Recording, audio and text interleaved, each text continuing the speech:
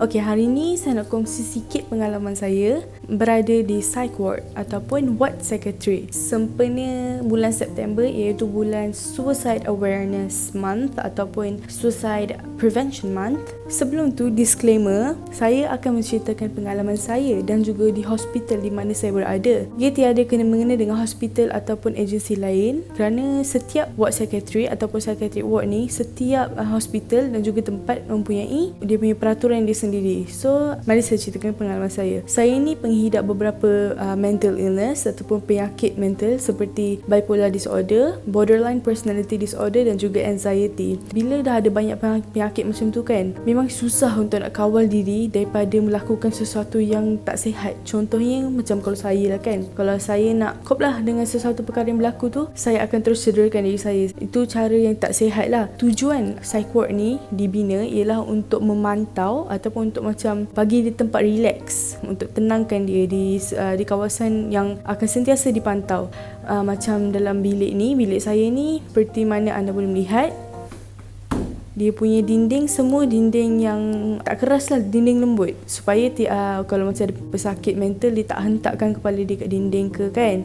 So kat sini juga setiap waktu, sepanjang masa ada CCTV 360 darjah. So dia akan sentiasa memantau kita time kita tidur ataupun kita pergi toilet. Toilet pun dia punya pintu separuh je. So bila kita mandi memang orang akan nampak. Tapi orang yang jaga CCTV tu perempuan lah. Jadi tandas pun dibuat daripada besi supaya kita tak lama-lama, ataupun kita kalau toilet yang dibuat daripada plastik kan, ada tempat yang angkat dia punya penutup tu, boleh patahkan dan jadikan benda untuk nak cederakan diri kita ataupun orang lain. Dan dia punya switch lampu, kipas, aircon semua ada kat luar. So orang ataupun staff nurse yang kat luar je boleh handle benda tu. Dan ada satu window yang berada di dalam bilik itu yang connect dengan yang kat luar. So window tu akan sentiasa ada orang yang akan memantau. Adalah orang tu duduk je ikut shift. So dia akan sentiasa pantau macam mana cara kita react, macam kita tidur berapa lama, kita ada tak buat benda, kita ada panic attack ke apa, semualah dia akan pantau. Dan tandas pun tak ada pipe getah ke apa ke, dan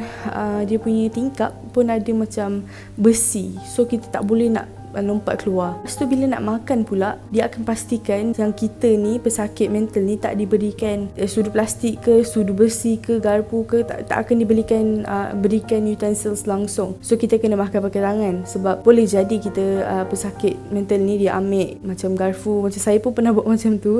Saya patah-patahkan garfu, lepas tu saya cuba untuk toreh. Dan ward yang saya duduk ni, dia ada 3 jenis ward. Satu ward yang saya ada sekarang ni, memang semua benda lengkap dengan dinding yang lembut semua tu lah. Tapi yang ni untuk orang yang betul-betul kes dia kritikal dan tak boleh tahan. Dan yang kedua, ada bilik share 2 orang. Bilik tu pun ada pemantauan CCTV sepanjang masa, dan bilik tu pun tak boleh dikunci semua tu lah. Tapi bilik tu macam low sikit lah daripada bilik yang ni, sebab bilik tu masih ada pipe ataupun macam dia tak ada window yang dapat diperhatikan daripada luar. Semua tu ada strict, kurang sikit.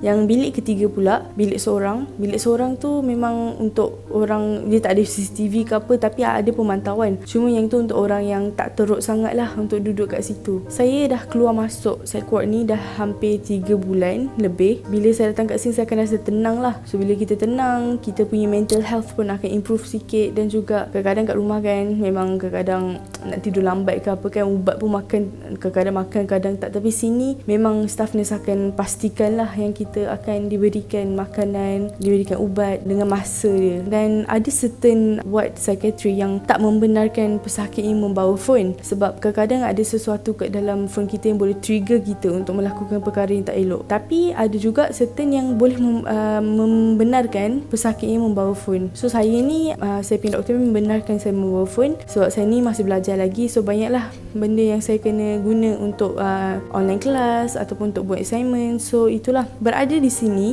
di dalam ward psychiatry, setiap hari doktor kita ataupun psychiatrist tu, dia akan datang jumpa dengan kita. Dia akan tanyalah nurse berapa lama dia tidur, makan ubat pukul berapa, semua dia akan tanya. Dan dia akan macam consult kita sikit, macam ada apa-apa lagi tak, macam apa-apa yang kita nak beritahu dia, ataupun berapa kali panic attack, semualah dia akan tanya. So memang pemantauan 24 jam lah. So itulah sebersedikit pengalaman saya berada di psych ward ni.